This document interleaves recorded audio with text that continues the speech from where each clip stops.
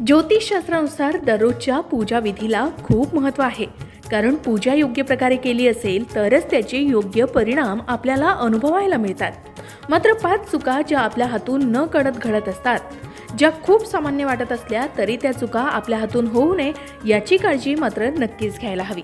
Number 1, अंघोळ केल्याशिवाय जर देवपूजेसाठी तुळशीची पानं तोडलीत तर देव ते कधीच स्वीकारत नाहीत. नंबर 2, पूजा करतेवेळी आपण ज्या आसनावर बसतो ते आसन पायाने इकडे तिकडे सरकवू नये, यामुळे व्यक्ती आजारपण आणि दारिद्र्य ओढावून घेऊ शकतो. नंबर 3, आपल्याकडे शाळीग्रामाची पूजा केली जात असेल तर त्यावर चुकूनही अक्षता वाहू नये. नंबर 4, देवांना स्नान घालताना देवांच्या मूर्ती अंगठ्यानं कधीच घासू नये. नंबर 5, दररोज एक तरी तुपाचा दिवा घरात नक्की लावावा, यामुळे घरातील सर्व वास्तुदोष दूर होऊ शकतात.